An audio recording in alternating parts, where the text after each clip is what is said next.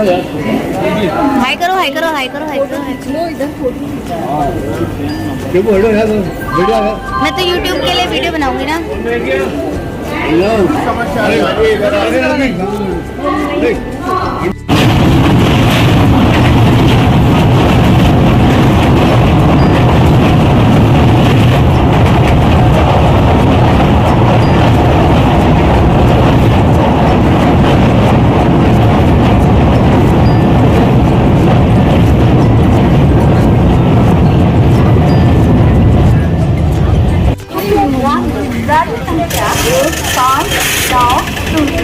Hey guys, so finally हम आ चुके हैं Cuttack Orissa with our team member.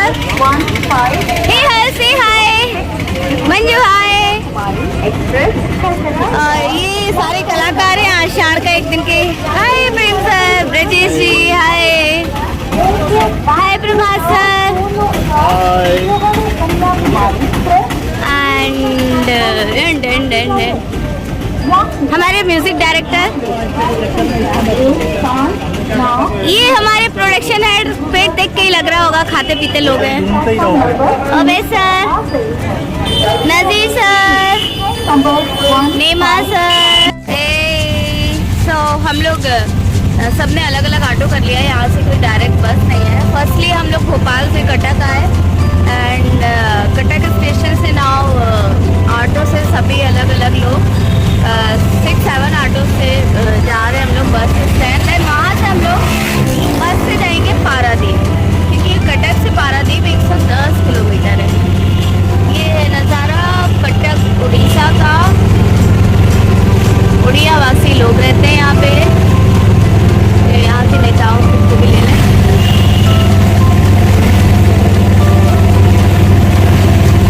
भैया थोड़ा उड़िया में बोलो. कहाँ ले जा रहे हो?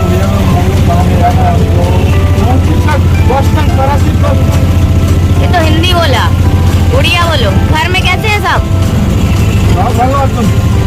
और बोलो.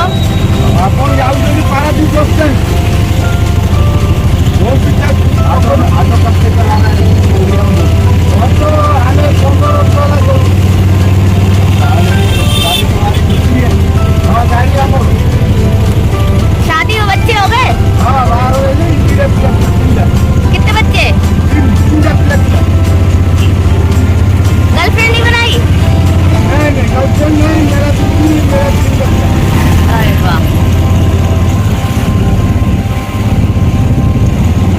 क्या सर, लेकिन यहाँ एक ही किया. बट मैं तो ग्रीनरी देख के खुश हो गई यहाँ की. यार क्या कहीं भी ऐसी जगह नहीं है जहाँ पेड़ नहीं हो. आने की क्या है, इसीलिए होती है कि ये जगह बहुत अच्छी है.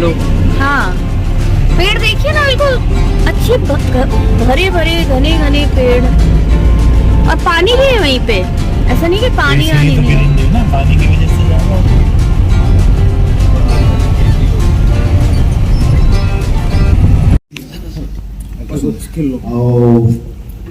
आज टाइम रे थिएटर देखा बहुत विरल.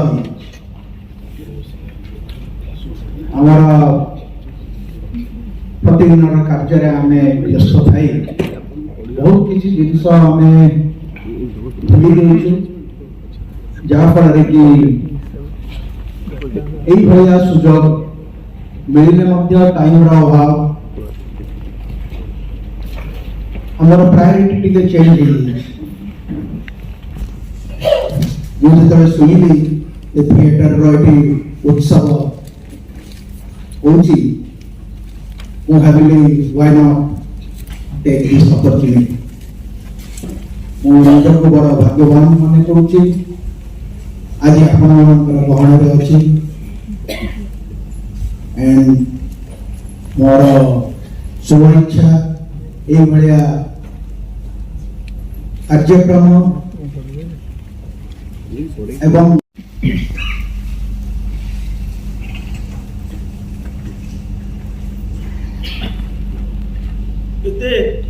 डेरी है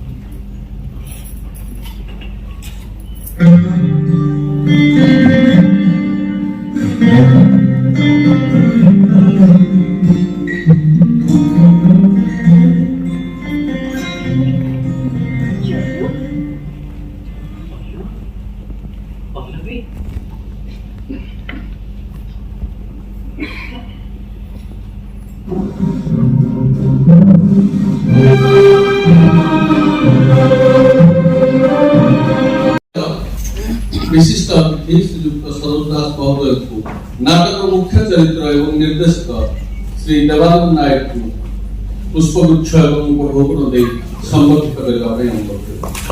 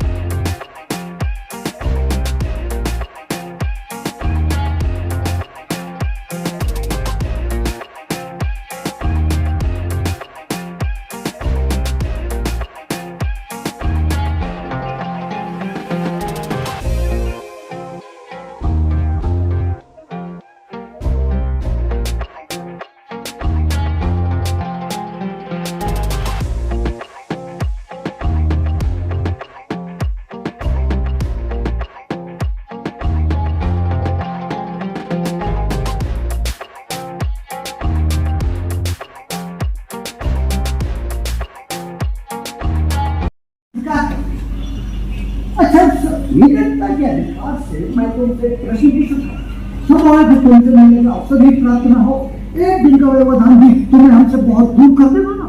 वर्षों का व्यवधान भी विपरीत को विपरीत से दूर नहीं कर सकता विनोद। मैं तुम्हारा प्रश्न सुनने के लिए उत्सुक हूँ। मैं जानना चाहता हूँ तुम अभी तक वही कालिदास हो ना। मैं तुम्हारा अभिप्राय नहीं समझा। मेरा अभिप्राय यह है कालिदास से तुम अभी तक वही व्यक्ति हो ना जो कल तक थे। अरे विलोम मैं इस प्रकार के अंदर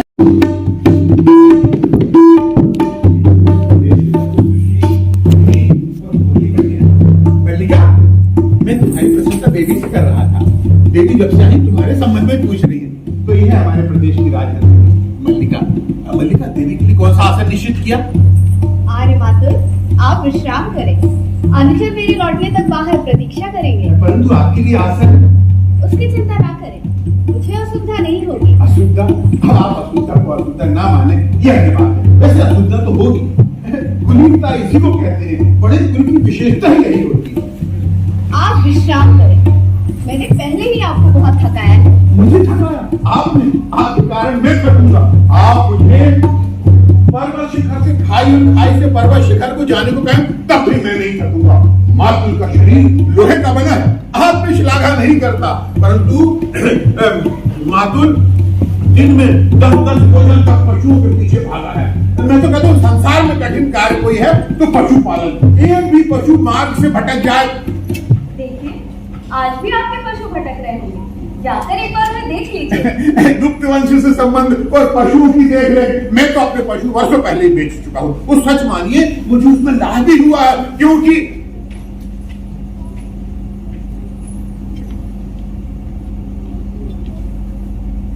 सचमुच वैसी ही हो जैसी मैंने कल्पना की थी। क्योंकि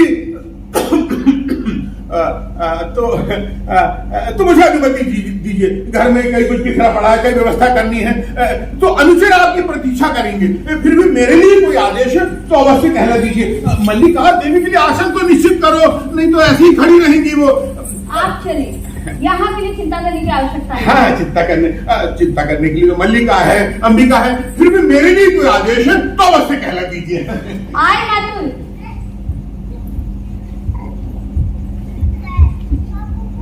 सचमुच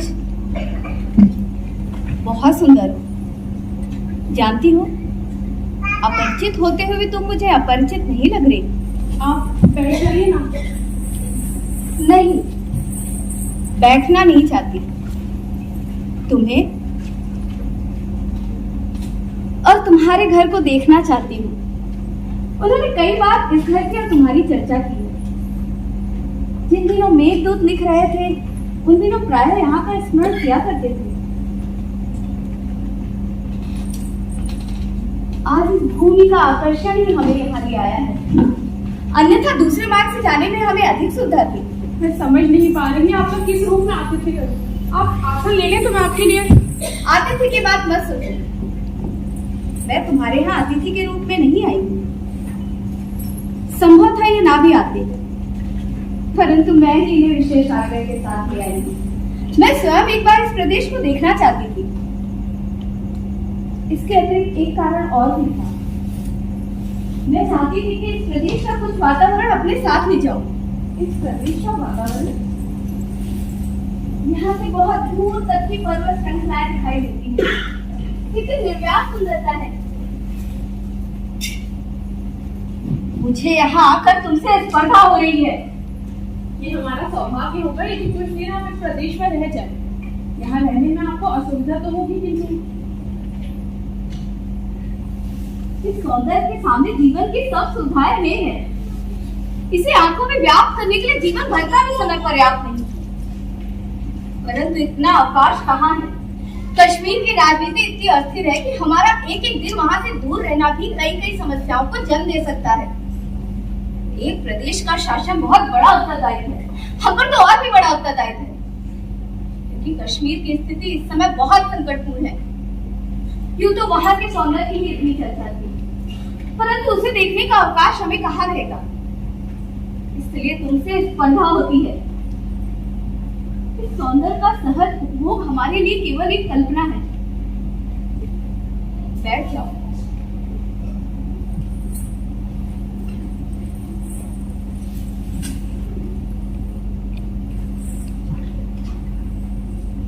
लगता है यहाँ ग्राम प्रदेश में भी रहकर तुम्हें साहित्य अनुराग है। किसकी रचनाएं है ये? कालिदास की। अब वे मातृरूप के नाम से जाने जाते हैं। यहाँ भी उनकी रचनाएं मिल जाती हैं। मैंने उज्जैनी के व्यवसायियों से कहकर मंगवाई थी। मैं समझ सकती हूँ। उनसे जान चुकी हूँ कि तुम बचपन से उनकी संगनी रही हो। उनकी रचनाओं के प्रति तुम्हारा मोह स्वाभाविक है। वे भी जब तब यहाँ के जीवन की चर्चा करते हुए आत्मनिश्चित हो जाते हैं। ऐसे अवसरों पर उनके मन को संतुलित करने के लिए बहुत प्रयत्न करना पड़ता है। राजनीति साहित्य नहीं है, इसमें एक एक क्षण का बहुत महत्व है। ये एक क्षण के लिए भी चूके तो बहुत बड़ा अनिष्ट हो सकता है। राजनीतिक जीवन की धुरी में बने रहने के लिए व्यक्ति को बहुत जागरूक रहना पड़ता है। साहित्य उनके जीवन का पहला चरण था, अब वे दूसरे चरण में पहुंच चुके हैं। मेरा अधिक समय इसी आयास में बीतता है कि कहीं उनका बढ़ा हुआ चरण पीछे ना हट जाए। बहुत परिश्रम पड़ता है इसमें, तुम ऐसा नहीं समझती? मैं राजनीतिक जीवन के संबंध में कुछ नहीं है, क्योंकि तुम ग्राम प्रदेश में ही रही हो। बैठ जाओ।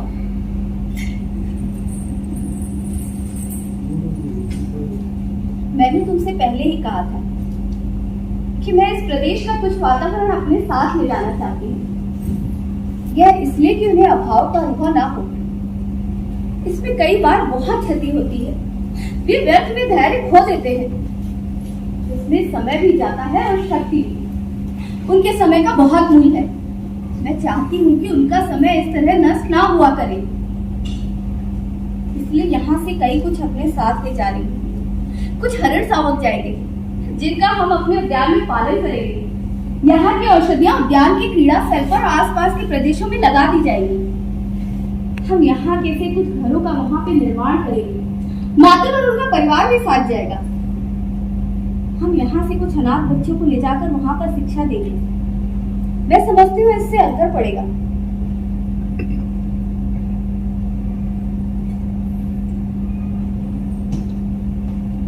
मैं देख रही हूँ कि तुम्हारा घर बहुत जर्जर स्थिति में है। इसका परिसंस्कार आवश्यक है। चाहो तो इस कार्य के लिए आदेश दे जाओगी। उज्जैनी के दो कुशल स्थिति हमारे साथ आए हैं। क्यों? आप बहुत उदार हैं, परंतु हमें ऐसे ही घर में रहने का अभ्यास है, इसलिए असुविधा नहीं होती। फिर भी चाहती हूँ कि इस घर का परिसंस्कार हो जाए। उनके जीवन के आरंभिक वर्षों का इस घर के साथ भी संबंध रहा है। मातुल के घर के स्थान पर मैंने नए भवन के निर्माण का आदेश दे दिया है। इस पतियों से कहा है कि उज्जैनी से सुलक्षण शिलाएं लाकर कार्य आरंभ करें। खेद है कि इस कार्य के निरीक्षण के लिए मैं स्वयं यहाँ नहीं रह पाऊंगी। कल ही आगे की यात्रा आरंभ करनी होगी। तुम भी हमारे साथ क्यों नहीं चलती? मैं? हाँ, इसमें बाधा क्या है? यहाँ तुम किसी ऐसे सूत्र से तो बंधी नहीं हो। मेरी माँ यहाँ है। ये कोई बाधा नहीं है। तुम्हारे माँ के भी साथ चलने की व्यवस्था हो सकती है। हमारे इस पति इस घर का परिसंस्कार करते रहेंगे। तुम वहाँ मेरे साथ मेरी संगरी के रूप में रहोगी। और मैं अपने को ऐसे गौरव की अधिकारिणी नहीं समझती। परंतु मैं तुम्हें इससे कहीं अधिक की अधिकारिणी समझती हूँ। मेरे आने से पहले राज्य के 2 अधिकारी यहाँ आए थे। मैंने उन्हें औपचारिकता के लिए नहीं भेजा था। तुमने उन दोनों को देखा है? देखा है। तुम उनमें से जिसे भी अपने योग्य समझो उसी के साथ तुम्हारे विवाह का प्रबंध किया जा सकता है। दोनों योग्य अधिकारी हैं। देवी, संभवतः तुम दोनों में से किसी को भी अपने योग्य नहीं समझती।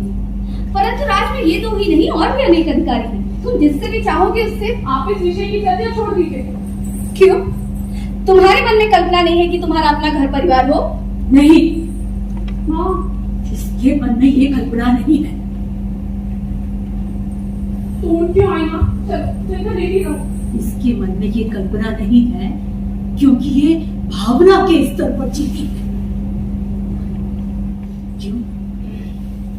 मैं किसी आने वाले से बात भी नहीं कर सकती। तुम स्वस्थ नहीं हो माँ। दिन, मास, वर्ष मुझे घुटते हुए बीत गए। ये घर मेरे लिए घर नहीं, एक काल गुफा जिसमें मैं हर समय बंद रहती। और तुम कहती हो मैं किसी से बात भी ना करूं। परंतु माँ, तुम स्वस्थ नहीं हो। तुम्हारी अपेक्षा फिर भी मैं अधिक स्वस्थ हूँ।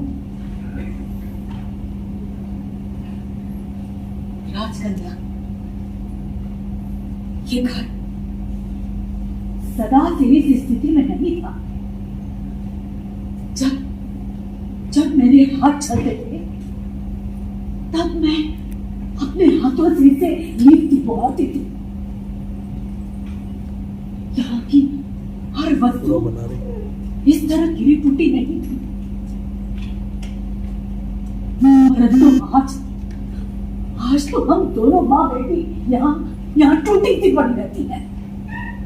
और वो सब इसलिए कि माँ, मैं देख रही हूँ कि घर की स्थिति अच्छी नहीं है। मल्लिका मेरे साथ चल सकती तो समस्या वैसे ही सुलझ जाती। परंतु अब भी जो कुछ भी संभव है मैं कर जाऊंगी। इस पतियों को आदेश दे जाऊंगी कि इस घर को गिराकर इसके स्थान पर। ऐसा मत कीजिए। इस घर को गिराने का आदेश मत दीजिए। मैं तुम्हारी ही सुविधा के लिए कह रही हूँ।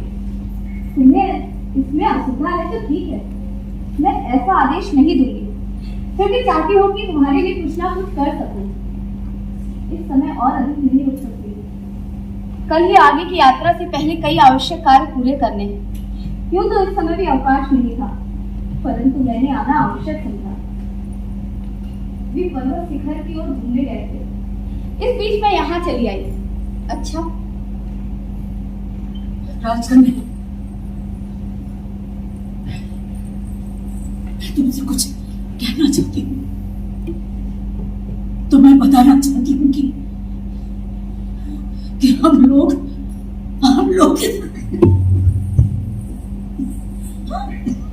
मैं आपका प्यार समझ गई हूँ। जो भी सहायता मुझसे बन पड़ेगी अवश्य करूंगी। इस समय अक्सर प्रतीक्षा कर रहे हैं इसलिए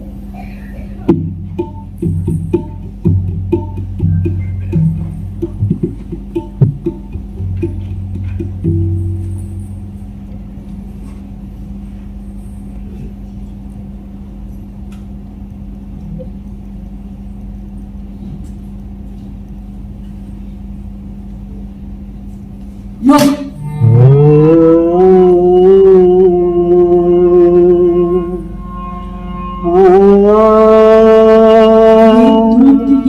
पंक्तियां हिंदी में न कहती थी, उसके अंतर की कोमलता साकार होगी। आज उस कोमलता का और भी साकार रूप देख लिया। वो तुम्हें तुम्हारी भावनाओं का मूल्य देना चाहता है, तो क्यों नहीं स्वीकार कर लेती? राज्य की स्तुति से घर की नीतियों का परिसंस्कार बचेगा। और तुम उनके यहाँ परिचारिका बनकर रह सकोगे। इससे बड़ा और क्या सौभाग्य चाहिए तुम्हें? उसके लिए कोई और कैसे करता है? परंतु राजकन्या के यहाँ आने के लिए कौन उत्तरदायी है? निसंदेह वो उस किसी की इच्छा के बिना यहाँ नहीं आई है। राज्य की स्तुति घर की नीतियों का परिसंस्कार कर दे। आज वो शासक है, उसके पास संपत्ति है। उस शासन और संपत्ति का परिचय देने के लिए इससे अच्छा और क्या उपाय हो सकता था? माँ कुछ नहीं जानती, माँ कुछ नहीं समझती, माँ भावनाओं की गहराई तक नहीं जानती।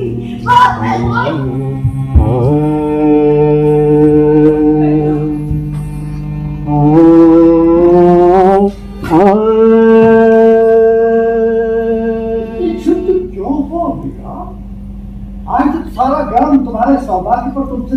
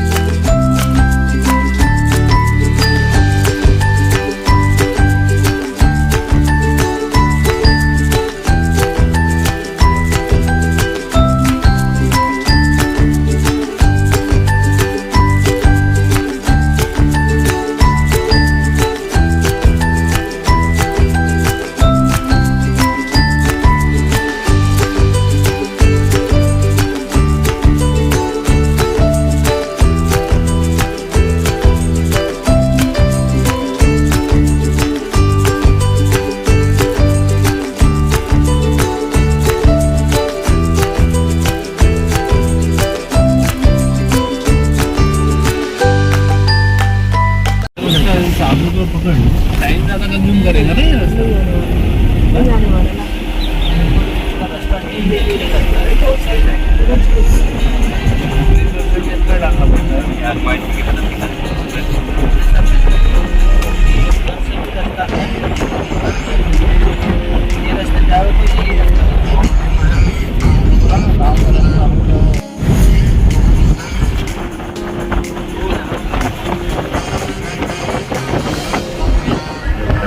कोहरा क्यों है इतना? हनुमान अब आया, बहुत बढ़िया आया। अब आया हर से एक्सपर्ट है। अभी एक मोटा जा रहा मोटरसाइकिल पर, मोटा जा रहा है एक मोटरसाइकिल वाला, ये देखो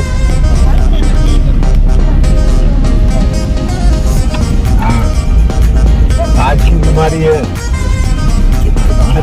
मतलब हाथी से, और हंसी आती है ये जब तुम जमाई लोगे तो दूसरे को भी जमाई आएगी, तो वैसे ही है जमाई लेते जैसे कोई तो अपन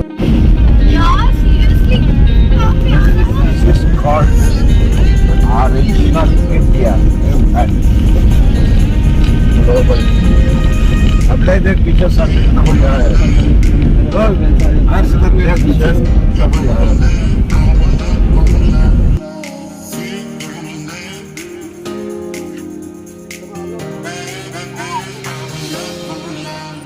भैया इसको जगाने चला गया।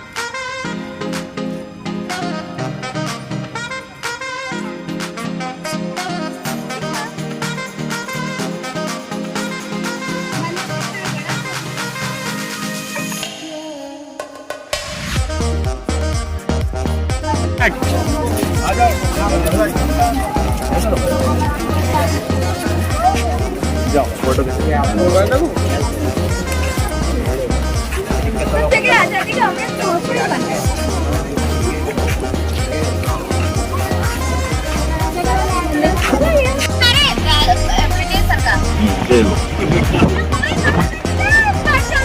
गिर जाए तो भैया तुमने रिस्क कर दिया है।